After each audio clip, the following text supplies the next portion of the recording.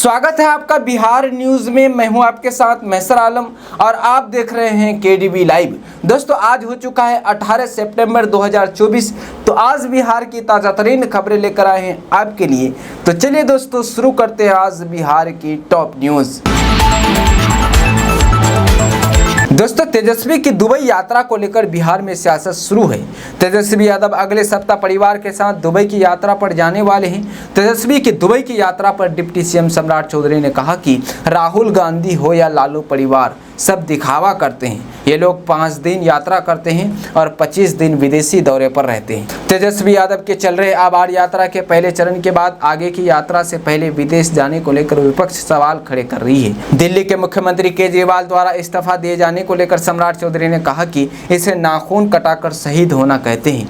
केजरीवाल का मतलब है भ्रष्टाचारी और शराब बेचने वाला मुख्यमंत्री। केजरीवाल लालू से भी ऊपर है। लालू को हम लोग देश का सबसे भ्रष्ट नेता मानते थे। आज केजरीवाल जैसा बेशर्म मुख्यमंत्री नहीं है। पहले जेल के भीतर मुख्यमंत्री रहे, अब बाहर आकर ड्रामा कर रहे हैं। 2 महीने के बाद चुनाव की घोषणा है तो इस्तीफे दे रहे हैं। केजरीवाल ड्रामा कर रहे हैं। राजद प्रवक्ता एजाज अहमद ने कहा कि जब तेजस्वी और राहुल गांधी सवाल खड़े करते हैं तो भाजपा को बेचैनी हो जाती है। पहले बीजेपी केजरीवाल से इस्तीफा मांग रही थी, अब जब केजरीवाल ने इस्तीफा दे दिया है तो बीजेपी को परेशानी क्यों हो रही है।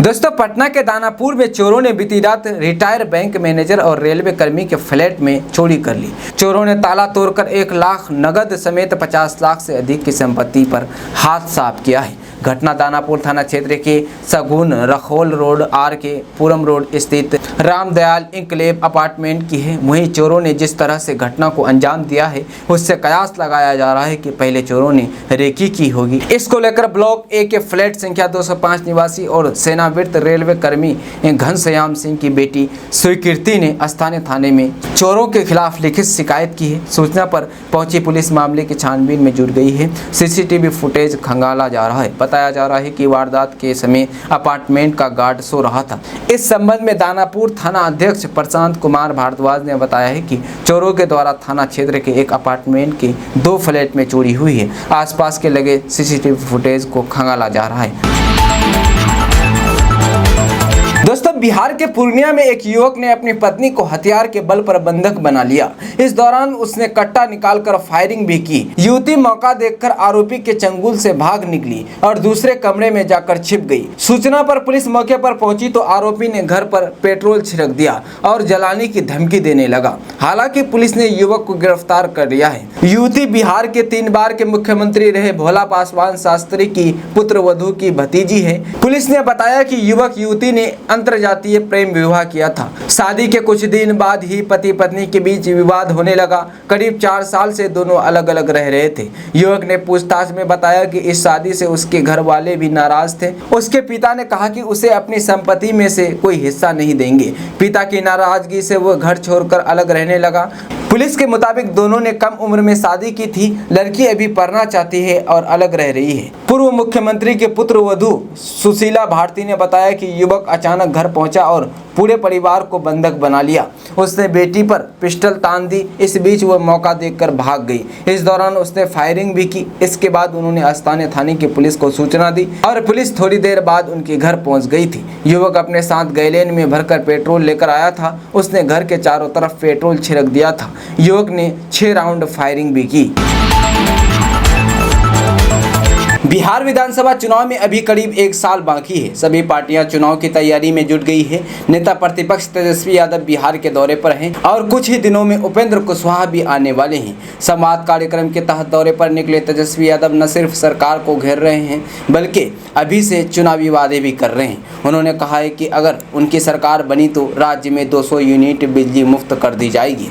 इसके साथ ही वह जमीन सर्वे को लेकर भी सवाल उठा रहे हैं। वहीं चुनावी रणनीतिकार प्रशांत किशोर भी मैदान में हैं और उन्होंने वादा किया है कि अगर सरकार बनी तो 1 घंटे के अंदर शराबबंदी खत्म कर देंगे। ऐसे में सवाल यह है कि जमीन सर्वे, शराबबंदी और स्मार्ट मीटर LWS का फैक्टर नीतीश कुमार के लिए कितना चुनौतीपूर्ण होगा, ये तो 2025 विधानसभा चुनाव में ही तय होगा। बिहार में भूमि सर्वेक्षण एक बड़ा मुद्दा बना हुआ है।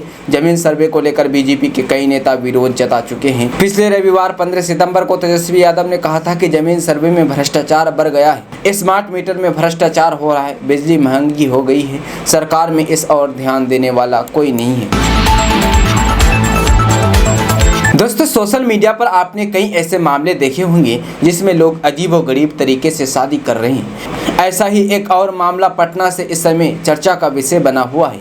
दरअसल एक 15 साल के मैट्रिक में पढ़ने वाले छात्र को अपने से बड़ी और एक बच्चे की मां से प्यार हो गया। जी हां, मीडिया रिपोर्ट्स के मुताबिक घटना पटना के बाढ़ थाना इलाके की बताई जा रही है। यहाँ पर एक स्टूडेंट जो मैट्रिक की पढ़ाई कर रहा है वो पटना में किराए के मकान में रहता है। यहाँ पर उसको आसरा देने वाली मकान मालकिन की एक शादीशुदा बेटी से प्रेम हो गया। इसके बाद दोनों घर से भाग गए और शादी रचा ली।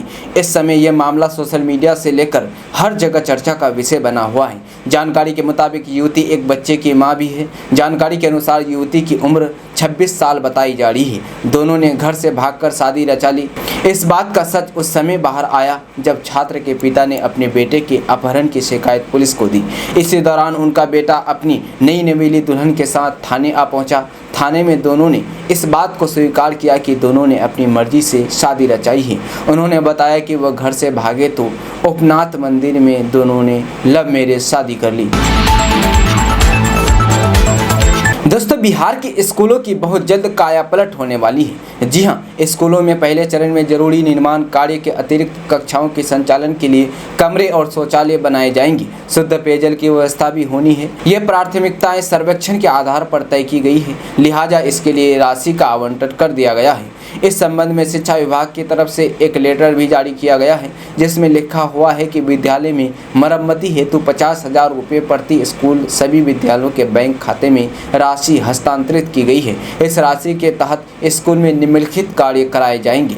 नंबर 1, बल्ब, पंखा, ट्यूबलाइट आदि की मरम्मत। नंबर 2, शौचालय और नल की मरम्मत। नंबर 3, सबमर्सिबल और पाइप की मरम्मत। नंबर 4, खिड़की, केवाड़ और इसके सभी प्रकार की मरम्मत। नंबर 5, समय समय पर आवश्यकता अनुसार ब्लैक बोर्ड के रंगाई और मरम्मत। नंबर 6, बेंच, डेस्क, टेबल, अलमारी आदि की मरम्मत और पेंटिंग। नंबर 7, किचन सामग्री, गैस चूल्हा आदि की मरम्मत। नंबर 8, प्रयोगशाला सामग्री की मरम्मत। नंबर 9, कार्य किए गए कंप्यूटर की मरम्मत। नंबर 10, स्कूल की छत का सभी प्रकार की मरम्मत। नंबर 11, टूटे हुए फर्श की मरम्मति। नंबर 12, स्कूल के जल जमाव के निकासी संबंधित कार्य। नंबर 13, स्कूल के जंगल झाड़ आदि की साफ सफाई। इन सभी कार्य को करने के लिए बिहार के सभी सरकारी स्कूलों को 50-50 हजार रुपये शिक्षा विभाग द्वारा आवंटित की गई है। दोस्तों, देश के नागरिकों के लिए भारत सरकार कई योजनाएं चलाती है। इन सरकारी योजनाओं का लाभ देश के हर तबके को मिलता है, जिनमें से अधिकतर गरीब तबके से आने वाले लोग शामिल हैं। राष्ट्रीय खाद्य सुरक्षा योजना के तहत भारत सरकार इन गरीब लोगों को बेहद कम दाम पर राशन मुहैया कराती है। वहीं सरकार की कम कीमत वाली राशन योजना का लाभ उठाने के लिए लोगों के पास राशन कार्ड होना जरूरी है। इससे लोग पात्र हो जाते हैं, लेकिन सरकार ने राशन कार्ड धारकों के लिए नई गाइडलाइन जारी की है। दरअसल अब 1 नवंबर से राशन मिलना बंद हो जाएगा। आइए आपको बताते हैं कि इसके पीछे की वजह क्या है। बता दें कि राष्ट्रीय खाद्य सुरक्षा योजना के तहत सभी राशन कार्ड धारकों को ई-केवाईसी करवाना जरूरी है। खाद्य एवं सार्वजनिक मंत्रालय की ओर से इस बारे में पहले ही सूचना जारी कर दी गई थी, लेकिन इसके बावजूद अभी तक कई राशन कार्ड धारक ऐसे हैं जिन्होंने ई-केवाईसी की प्रक्रिया पूरी नहीं की है। वहीं विभाग की ओर से दी गई जानकारी के मुताबिक ई-केवाईसी के लिए 31 अक्टूबर की तारीख तय की गई है। यानी अगर कोई राशन कार्ड धारक 31 अक्टूबर तक भी ई-केवाईसी की प्रक्रिया पूरी नहीं करता है तो उसे अगले महीने का राशन नहीं मिलेगा। दोस्तों, दुनिया भर में शादी की अलग अलग परंपराएं हैं, लेकिन क्या आपने कभी सुना है कि किसी जगह पर लड़कियां पान खाकर दूल्हा चुनती है? जी हाँ, यह सच है। बिहार के कुछ इलाकों में आज भी एक ऐसी अनोखी परंपरा है जो सदियों से चली आ रही है। इस परंपरा में लड़कियां पान खाकर अपना जीवन साथी चुनती है। चलिए आज इस परंपरा के बारे में जानते हैं। पान भारत में एक लोकप्रिय पान का पत्ता है जिसे अलग अलग मौके पर चबाया जाता है, लेकिन बिहार के इस इलाके में पान का महत्व कुछ और ही है। यहाँ पान को प्यार और स्वीकृति का प्रतीक माना जाता है। यदि कोई लड़की किसी लड़के द्वारा दिया गया पान खा लेती है तो इसका मतलब है कि वो उस लड़के को पसंद करती है और उससे शादी करने के लिए तैयार है। इस परंपरा में लड़के और लड़कियां एक मेले में इकट्ठा होते हैं। इसके बाद लड़के अपनी पसंद की लड़की को पान देते हैं। अगर लड़की पान खा लेती है तो दोनों परिवारों के बीच शादी की बात आगे बढ़ती है। यह परंपरा सदियों से चली आ रही है और आज भी कई लोग इस परंपरा का पालन करते हैं। इस परंपरा के पीछे का इतिहास बहुत पुराना है। कहा जाता है कि यह परंपरा आदिवासी समुदाय से जुड़ी है। इन समुदायों में शादी के रीति रिवाज काफ़ी अलग होते हैं। पान खाकर दूल्हा चुनने की परंपरा भी इन्हीं रीति रिवाजों का एक हिस्सा है।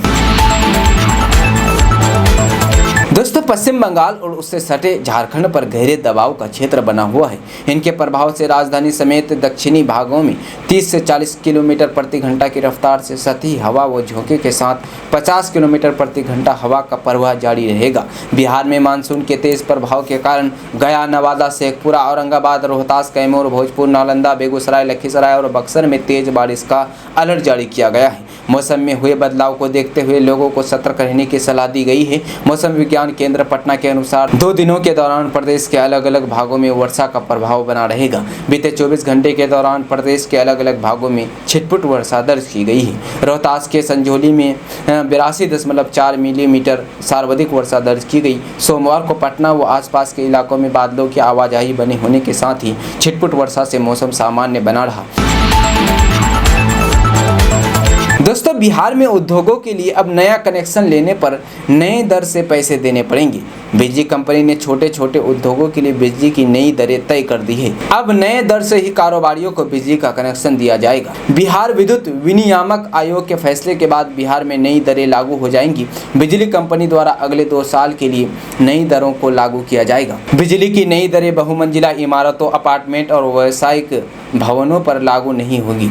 3 किलोवाट तक के कनेक्शन के लिए कारोबारियों को अब 2700 रुपये देने होंगे। इसे घरेलू श्रेणी में रखा गया है। वहीं सिंगल फेज में ही 4 किलोवाट तक का बिजली कनेक्शन लेने पर 4500 रुपये लगेंगे। वहीं नई दरों के मुताबिक अगर आप 7 किलोवाट तक का कनेक्शन लेते हैं तो आपको 500 रुपये प्रति किलोवाट की दर से पैसे देने पड़ेंगे, जबकि LT 3 फेज में 5 से 19 किलोवाट पर 9150 रुपये प्रति किलोवाट, LT 3 फेज में 20 से 44 किलोवाट पर 9700 रुपये प्रति किलोवाट पे करना होगा। वहीं 3 फेज में 45 से 150 किलोवाट तक का कनेक्शन अगर आप लेते हैं तो आपको 7000 रुपये प्रति किलोवाट देना होगा।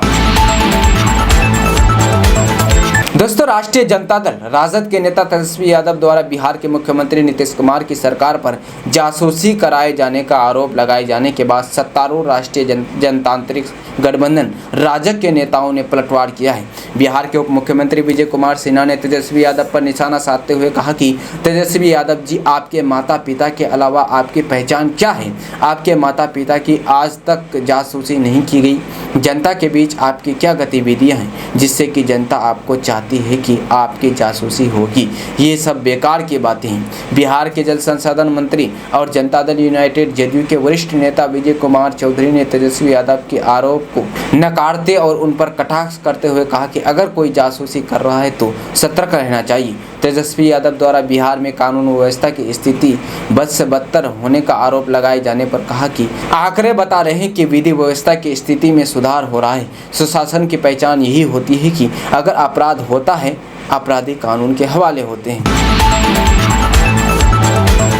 दोस्तों, बिहार के पटना जिले से एक अजीबोगरीब मामला सामने आया है जिसे जानने के बाद आपको तेज गुस्सा आएगा। यहाँ एक युवती की शरारत ने पुलिस के बीच हलचल मचा दी।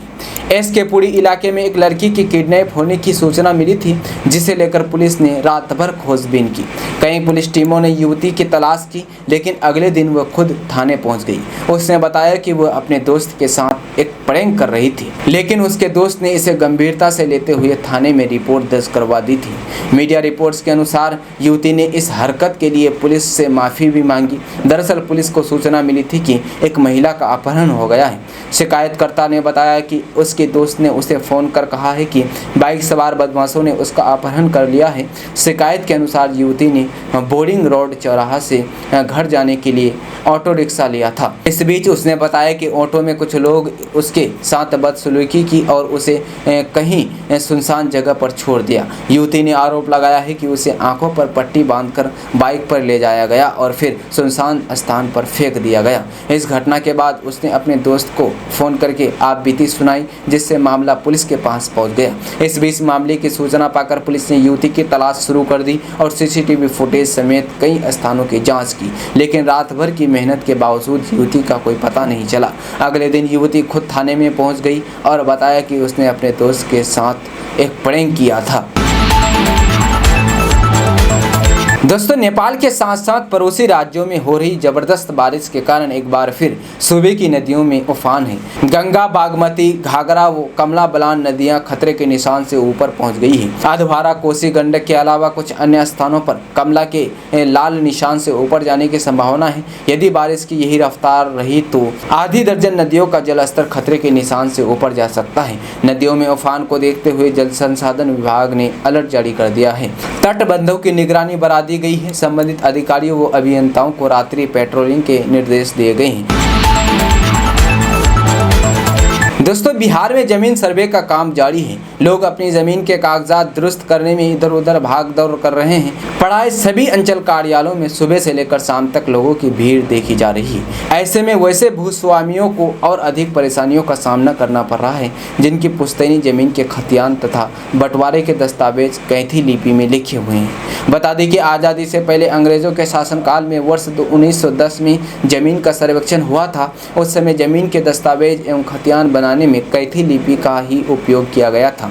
स्थानीय कुछ जानकार लोगों की माने तो लगभग वर्ष 1980 से पहले की जमीन के खतियान और बंटवारे के दस्तावेज कैथी लिपि में ही लिखे गए हैं। क्योंकि अब जमीन सर्वे का काम चल रहा है तो ऐसे में उन दस्तावेजों एवं खतियान को बाहर निकाला जा रहा है। नवनियुक्त अमीन एवं कानूनगो को इन दस्तावेजों को पढ़ने में अत्यधिक समस्या आ रही है। उन्हें इस लिपि की बिल्कुल भी जानकारी नहीं है। ऐसी स्थिति में रैयतों को काफ़ी परेशानियों का सामना करना पड़ रहा है, जिस कारण जमीन सर्वे के काम में भी बाधा आ रही है। रैयत अपनी जमीन बचाने के लिए कैथी लिपि के दस्तावेज एवं खतियान को ट्रांसलेट करने के लिए दर दर भटक रहे हैं। पंडोल प्रखंड के सरिसब पाही बिट्ठो निवासी संजीव कुमार झा मन्ना ने बताया है कि उनके 25 बीघा से अधिक जमीन के कागजात कैथी लिपि में है। जमीन की रसीद हर साल कटवाया है, लेकिन अब जब सर्वे शुरू हुआ है तो कई परेशानियों का सामना करना पड़ रहा है। दस्तावेज कैथी लिपि में है और देवनागरी में अनुवाद करने वाले नहीं मिल रहे हैं। पूरे जिले में कैथी लिपि के बहुत कम जानकार लोग हैं। खतियान के अनुवाद के लिए रैयतों से 15 से 20 हजार रुपये की मांग होने लगी है। बगावत और अदावत राजनीति में लफ्ज के मायने हैं, इसलिए सबको साधने की कोशिश हो रही है।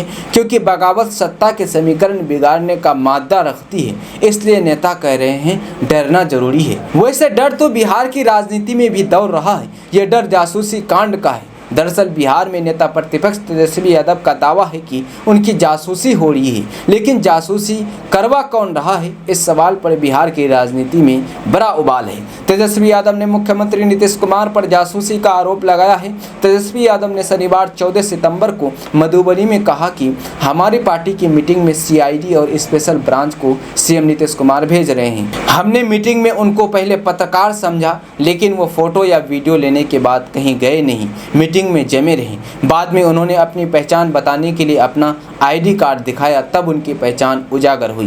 पार्टी की इंटरनल बैठक में मेरी निगरानी कार्रवाई जारी रही। तेजस्वी यादव के आरोपों और वार के बाद राज्य सरकार भी पलटवार पर उतारू हो गई है। इसी क्रम में जेडीयू नेता अशोक चौधरी ने कहा कि जासूसी उनकी कराई जाती है जिनसे डर हो, जिनसे भय हो। इनके पिता लालू यादव की जासूसी तो हमारे नेता ने कराई ही नहीं, जिनको लोग जानते थे। बीजेपी प्रवक्ता अरविंद सिंह ने कहा कि माफियाओं और कई धाराओं से सुशोभित अपने लोगों की आप जो गुप्त बैठक कराते हैं, उसमें सीआईडी के लोग इसलिए जाते हैं ताकि आपकी सुरक्षा में चूक न हो जाए। केंद्र सरकार के मंत्री जीतन राम मांझी ने शिवसेना यूबीटी सांसद आदित्य ठाकरे की उस भविष्यवाणी का जवाब दिया जिसमें उन्होंने कहा था कि केंद्र में एनडीए सरकार अपना कार्यकाल पूरा करने से पहले ही गिर जाएगी।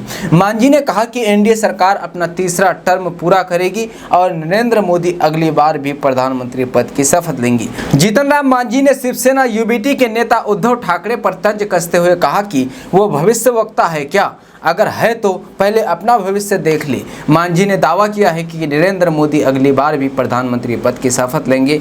वन नेशन वन इलेक्शन से जुड़े सवाल पर केंद्रीय मंत्री ने कहा कि देश को इसकी जरूरत है, इसको और पहले होना चाहिए था, अब ये हो रहा है, इसके लिए भारत सरकार को धन्यवाद। बिहार में लॉ एंड ऑर्डर से जुड़े सवाल पर उन्होंने कहा कि जो लोग सवाल ये उठा रहे हैं कि उनको अपने पार्टी के कार्यकाल के वक्त की तुलना करनी चाहिए, तो इस समय प्रदेश में लॉ एंड ऑर्डर बिल्कुल ठीक है, अगर कुछ कमी होगी तो उस पर कार्रवाई होगी। ये सभी बातें जीतन राम मांझी कह रहे थे। दोस्तों, बिहार में नेता प्रतिपक्ष तेजस्वी यादव का बड़ा बयान सामने आया है। उन्होंने सोमवार को राज्य में कथित तौर पर बिगड़ती कानून व्यवस्था की स्थिति को लेकर नीतीश कुमार सरकार पर निशाना साधा है। उन्होंने आरोप लगाया है कि प्रदेश में बढ़ते अपराध को लेकर मुख्यमंत्री अंधे, बहरे और गूंगे हो चुके हैं। राजद नेता तेजस्वी यादव ने सोमवार को यहां संवाददाताओं से कहा कि राज्य में कानून व्यवस्था की स्थिति पूरी तरह ध्वस्त हो गई है। उन्होंने आगे कहा कि नीतीश कुमार सरकार राज्य में बिगड़ती कानून व्यवस्था की स्थिति को रोकने में बुरी तरह विफल रही है। राज्य में कानून का राज नहीं है। उन्होंने कहा कि मुख्यमंत्री और भाजपा नेताओं को सत्तारूढ़ सरकार के संरक्षण में होने वाले अपराधों की कोई चिंता नहीं है। वे राजग नेता राज्य में अपराधियों को संरक्षण दे रहे हैं। प्रदेश में बढ़ते अपराध को लेकर मुख्यमंत्री अंधे, बहरे और गूंगे हो चुके हैं। उन्हें ना तो कुछ दिखाई और सुनाई दे रहा है और ना ही वे कुछ बोल पा रहे हैं। ये हकीकत है। तेजस्वी प्रसाद यादव ने आरोप लगाया है कि नीतीश जी का इकबाल पूरी तरह से खत्म हो चुका है और उनसे बिहार संभाला नहीं जा रहा है। राजद नेता ने कहा कि राज्य में भ्रष्टाचार का भी यही हाल है। राज्य के हर विभाग में भ्रष्टाचार व्याप्त है। राज्य में चल रहा भूमि सर्वेक्षण इसका उदाहरण है, जहां अधिकारियों द्वारा लोगों से पैसे की उगाही की जा रही है। ऐसा लगता है कि राज्य सरकार को प्रदेश में चल रहे भूमि सर्वेक्षण में लोगों को हो रही समस्याओं की कोई परवाह नहीं है। पूरी प्रक्रिया को सरल बनाया जाना चाहिए। दोस्तों, बिहार के कटिहार जिले में मनरेगा योजना से बनाए गए करीब दर्जन भर तालाब चोरी होने का एक सनसनीखेज मामला सामने आया है। आप ये सुनकर जरूर चौंक गए होंगे, लेकिन मनिहारी विधानसभा के बघार पंचायत मिर्जापुर में कुछ ग्रामीण ने इसकी शिकायत की है। शिकायत भी सबूतों के साथ की गई है। दरअसल गंगा नदी से सटी इस पंचायत में मनरेगा योजना के तहत बड़ी संख्या में तालाब की खुदाई की गई थी, लेकिन ग्रामीणों का कहना है कि ऐसा सिर्फ सरकारी कागजों में हुआ है, असलियत में ऐसा कुछ नहीं हुआ है। ग्रामीणों ने आरोप लगाते हुए कहा कि उन्हें जिस जमीन पर तालाब खुदाई की जानकारी कागजों के जरिए मिली थी, वहां लोग खेती कर रहे हैं। ग्रामीण इसमें मुखिया और प्रशासनिक अधिकारियों की मिलीभगत से बड़ा घोटाला की आशंका जता रहे हैं। उन्होंने इस मामले में जांच की मांग की है। मनिहारी के स्थानीय विधायक मनोहर प्रसाद ने भी लोगों की शिकायत पर जिला अधिकारी को पत्र लिखकर उचित जाँच की मांग की है। वहीं इन तमाम आरोपों पर सफाई देते हुए स्थानीय मुखिया ने आरोपों को बेबुनियाद बताया है। दोस्तों, बिहार के पूर्व मुख्यमंत्री और केंद्रीय मंत्री जीतन राम मांझी ने गया में बड़ा बयान दिया है। बीते रविवार 15 सितंबर को जीतन राम मांझी ने इमामगंज के गांधी मैदान में पार्टी की ओर से आयोजित गरीब संकल्प सभा को संबोधित कर रहे थे। इसी दौरान सभा में आए लोगों को संबोधित करते हुए उन्होंने विरोधियों पर निशाना साधा है। केंद्रीय मंत्री ने कहा कि जो कुत्ता भौंकता है वो काटता नहीं है। बिहार में 4 सीटों पर होने वाले उपचुनाव को लेकर उन्होंने बड़ा बयान दिया है। जीतन राम मांझी ने इमामगंज सीट पर होने वाले उपचुनाव को लेकर कहा है कि अगर कोई केंद्रीय मंत्री या बिहार सरकार के मंत्री आते हैं और जिसे कहेंगे आप उन्हीं को समर्थन दीजिएगा। मांझी ने कहा कि सीएम नीतीश कुमार ने हम पार्टी को विलय करने की बात कही थी, हमने नहीं किया क्योंकि अमीर और गरीब दो ही जाति हैं, हम पार्टी गरीबों के हैं। केंद्रीय मंत्री जीतन राम मांझी ने कहा कि नीतीश कुमार ने हमारे बेटे संतोष कुमार सुमन को एक मंत्रालय दिया था। जब हम पीएम के साथ लोकसभा चुनाव में चले गए और जीत गए तो संतोष कुमार सुमन को 3 मंत्रालय मिला। अगर संतोष कुमार एमपी का चुनाव लड़ता तो क्या गारंटी थी कि संतोष चुनाव जीत जाते। वो एमएलसी बने हुए हैं 6 साल के लिए, इसलिए हमने ओखली में सिर डाला। चुनाव के समय पीएम नरेंद्र मोदी ने कह दिया था कि जीतन राम मांझी चुनाव नहीं लड़ रहे हैं, ये चुनाव हम लड़ रहे हैं और हम जीत गए। दोस्तों, बिहार में चल रहे भूमि सर्वेक्षण का मकसद जमीन के आंकड़े को और भी पारदर्शी बनाना है। इससे जमीन से जुड़े विवाद कम होंगे और साथ ही ये भी पता चल सकेगा कि जमीन की असली मालिक कौन है। इस सर्वे के माध्यम से सरकार ये भी जानना चाहती है कि कितनी जमीन सरकारी है और इस जमीन पर किसका कब्जा है। भूमि सर्वे के दौरान भू स्वामित्व के लिए सरकार एक यूनिक नंबर जारी करेगी। यह नंबर सरकारी कामों में पहचान के तौर पर भी इस्तेमाल किया जा सकता है। यूनिक नंबर से बिजली कनेक्शन, पानी की समस्या, एम्बुलेंस या पुलिस शिकायत दर्ज कराना आसान होगा। राज्य और केंद्र सरकार की योजनाओं का लाभ भी इसी नंबर से मिलेगा। मकान के स्वामी सरकारी कार्य में भी पहचान के तौर पर ये दे सकते हैं। इसके लिए डिजिटल सर्वे का भी काम शुरू किया जाएगा। डिजिटल सर्वे के दौरान सभी घरों को एक यूनिक नंबर भी मिलेगा, जिसकी सारी जानकारी गूगल पर सर्च करने तथा यूनिक नंबर डालने के साथ ही सारा ब्यौरा सामने आ जाएगा। दोस्तों, प्रधानमंत्री नरेंद्र मोदी बीते दिनों 74वां जन्मदिन मनाया। देश भर से उन्हें जन्मदिन की बधाई मिले। बिहार के मुख्यमंत्री नीतीश कुमार ने भी पीएम मोदी को जन्मदिन की बधाई दी। हालांकि बधाई की टाइमिंग पर आरजेडी ने कटाक्ष किया है। मुख्यमंत्री नीतीश कुमार के एक्स हैंडल से सोमवार की रात ठीक 12 बजे ही पीएम मोदी को जन्मदिन की बधाई दे दी गई। लिखा गया, आदरणीय प्रधानमंत्री नरेंद्र मोदी जी को उनके जन्मदिन पर हार्दिक बधाई एवं शुभकामनाएं। उनके स्वस्थ एवं दीर्घायु जीवन की कामना है। इसको लेकर आरजेडी के प्रवक्ता शक्ति यादव ने भी एक्स हैंडल पर लिखा कि इतनी शीघ्रता से अलार्म लगाकर बर्थडे विश करने की तत्परता तो एक प्रेमी युगल भी नहीं करता है। मतलब 11:59 पर ट्वीट लिखकर रख लिए थे, 12 बजे का अलार्म बजा की पोस्ट कर दिया गया। आज इतनी तत्परता बिहार में हो रहे हत्या बलात्कार पर भी दिखा पाते। हैशटैग बेरोजगारी दिवस पर आप अपनी बेरोजगारी का मुआयना पेश किए हैं। वाह मुख्यमंत्री जी वाह। उधर पीएम मोदी के जन्मदिन पर केंद्रीय मंत्री और सांसद जीतन राम मांझी समेत तमाम नेताओं की ओर से बधाई दी जा रही है। जीतन राम मांझी ने एक्स पर लिखा, हजारों साल नरगिस अपनी बेनूरी पे रोती है, बड़ी मुश्किल से होती है चमन में दीदार पैदा। हिंदुस्तान के आन बान शान माँ भारती के प्रिय पुत्र, हम सबों के नायक माननीय प्रधानमंत्री नरेंद्र मोदी जी को जन्मदिन की अनंत शुभकामनाएं। दोस्तों, पटना के पुनपुन में पितृपक्ष मेला शुरू हो गया है। डिप्टी सीएम सम्राट चौधरी ने दीप प्रज्वलित कर विधिवत शुभारंभ किया। इस मौके पर पूर्व सांसद राजकृपाल यादव, पूर्व मंत्री श्याम रजक, विधायक गोपाल रविदास, रेखा देवी समेत कई अधिकारी मौजूद रहे। सम्राट चौधरी ने अपने संबोधन में कहा कि यहाँ श्री रामचंद्र जी ने अपने पिता दशरथ का पहला पिंडदान किया था, तब से ये पिंडदान स्थल के रूप में प्रसिद्ध है। मुख्यमंत्री नीतीश कुमार के नेतृत्व में बिहार तेजी से विकास की ओर अग्रसर है। इस बार 5 लाख से अधिक श्रद्धालुओं के आने का अनुमान है। प्रशासन की ओर से सुरक्षा के पुख्ता इंतजाम किए गए हैं। घाट के आसपास भव्य पंडाल बनाया गया है। बाहर से आने वाले श्रद्धालुओं के लिए धर्मशाला की भी व्यवस्था की गई है। बिजली, पानी, शौचालय और साफ सफाई की व्यवस्था भी प्रशासन की ओर से की गई है।